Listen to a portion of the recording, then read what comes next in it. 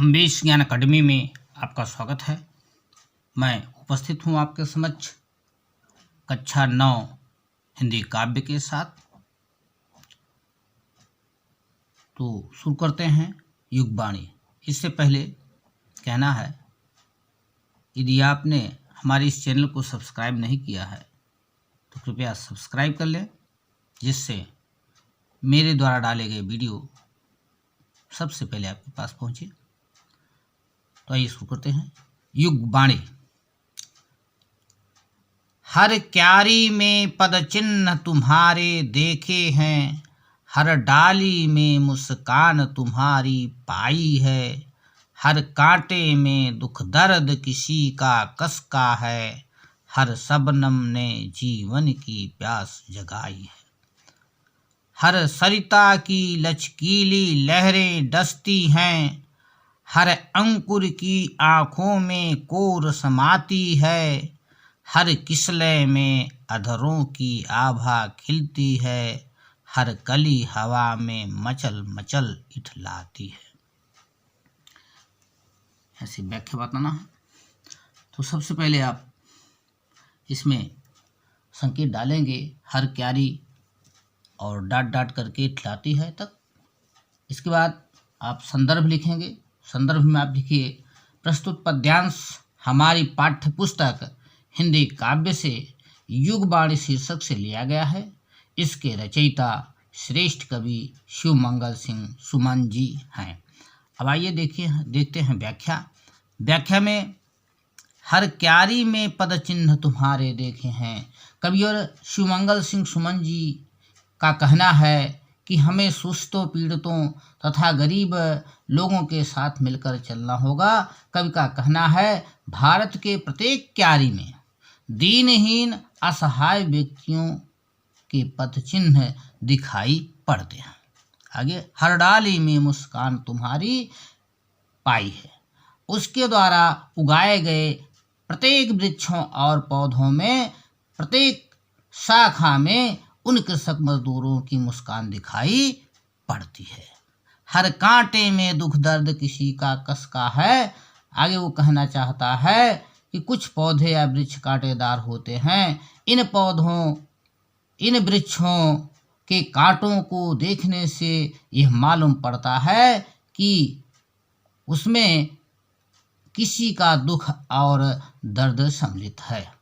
और अंतिम लाइन है इसमें, हर शबनम ने जीवन की प्यास बुझाई है। और उन पौधों पर ओसों की बूंदों को देख करके जान पड़ता है कि उसमें जो जल है उसे देखकर प्यास जागृत हो जाती है। अगली लाइन है, हर सरिता की लचकीली लहरें डसती हैं। प्रत्येक नदी की बल खाती हुई लहरें हमें अपने ओर आकर्षित करती हैं। प्रत्येक अंकुरित बीजों के अंकुर हमें आँखों में समाती हुई जान पड़ती हैं। पौधों के प्रत्येक कली को देखने से खेतों में काम करने वाले लोगों के होठों की चमक दिखाई पड़ती है। यहाँ तक।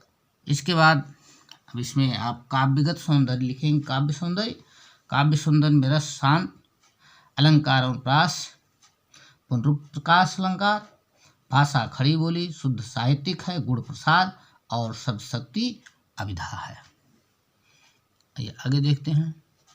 अंबर में उगती सोने चांदी की फसलें, ये ज्वार बाजरे की मस्ती लहराती है, अंतर में इसका बिंब उभरता आता है, चांदनी सिंधु में सौ सौ ज्वार जगाती है। मैं कैसे इसकी मोहकता से मुख मोड़ूं, मैं कैसे जीवन के सौ सौ धंधे छोड़ूं, दोनों का साथ लिए चलना क्या संभव है, तन का मन का पावन नाता कैसे तोड़ूं। यहाँ भी आप संकेत डालेंगे, अंबर में डॉट डॉट करके कैसे तोड़ूं तक। इसके बाद व्याख्या लिखेंगे। व्याख्या में लिखिए, अंबर में उगती सोने चांदी की मोती। कवि का कहना है कि आकाश में तारे रूपी फसलें दिखाई पड़ती हैं और धरती पर ज्वार बाजरों की फसलें मस्ती से लहराती हुई दिखाई पड़ती हैं, जिसका प्रतिबिंब मनुष्य के अंदर आनंद के रूप में दिखाई पड़ता है, जिसे रात की चांदनी रूपी सागर में सैकड़ों की संख्या में ज्वार के रूप में उभरता हुआ दिखाई पड़ता है।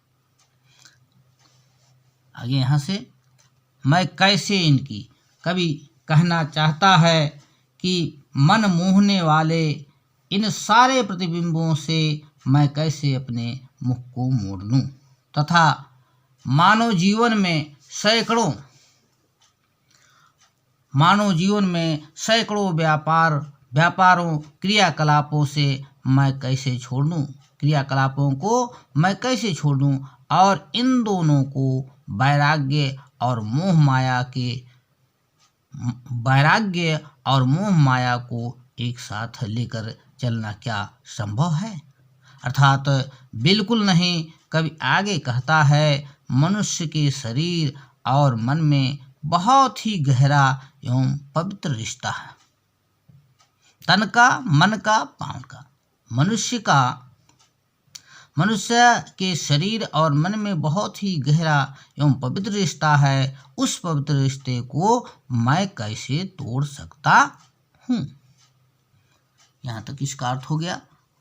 अब आइए देखते हैं काव्य सौंदर्य।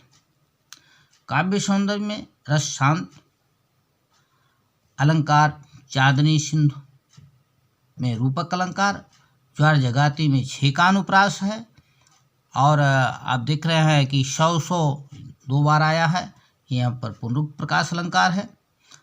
और भाषा, साहित्यिक खड़ी बोली, गुण प्रसाद, सब शक्ति अभिधा।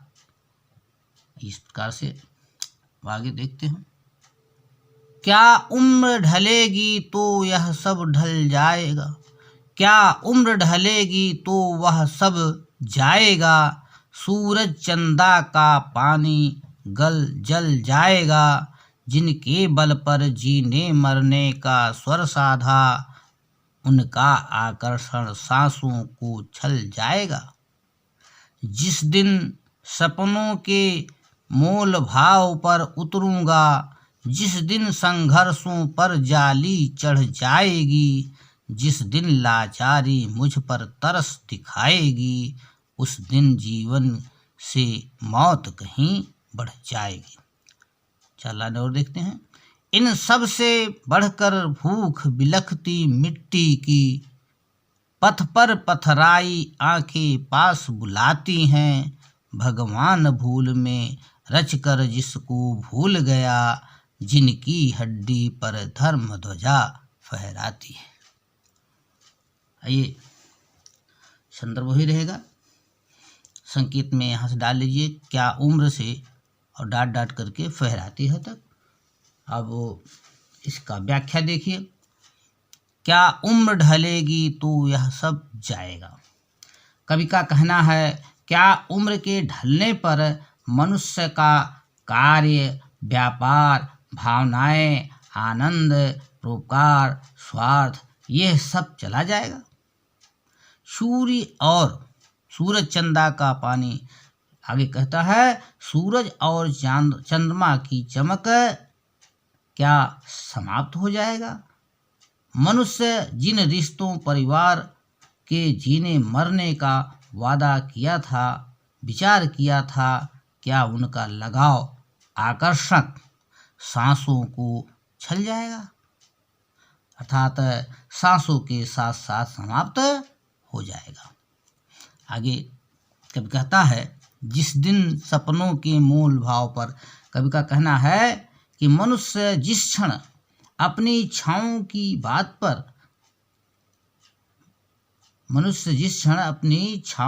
बात पर आएगा और जिस दिन मनुष्य संघर्षशील का पथ त्याग देगा, जिस समय मनुष्य पर लाचारी तरस दिखाने लगेगी, उसी क्षण, जिस दिन लाचारी तरस दिखाने लगेगी, उसी क्षण मनुष्य को जीवन से अच्छा मृत्यु ही लगेगी। इसके बाद आगे देखिए यहाँ से, इन सब से बढ़कर भूख बिलखती मिट्टी की। यहाँ कभी कहता है कि परंतु इन सब से अलग मिट्टी की भूख होती है, रास्ते इंतजार करती हुई, आंखें भी आपको पास बुलाने लगती हैं। आपको पास बुलाने लगती है। कभी आगे कहता है कि ईश्वर भी जिस दिन हीनों को बनाकर भूल जाता, ईश्वर भी जिन दीनहीनों को बनाकर भूल जाता है, अर्थात ईश्वर भी असहायों की मदद करने को नहीं आता है, ऐसे गरीब लोगों की हड्डी के ढांचा मात्र शरीर को लोग धर्म की पताका फहराते हैं। इतना ही। इसके बाद इसमें भी काव्य सौंदर्य देखते हैं। काव्य सौंदर्य में रस शांत है, अलंकार अनुप्रास अलंकार है, भाषा साहित्य खड़ी बोली, गुण प्रसाद सब शक्ति लक्षणा, और भगवान भूल में देख रहे हैं 6 का अनुप्रास है। भगवान भूल 6 का अनुप्रास।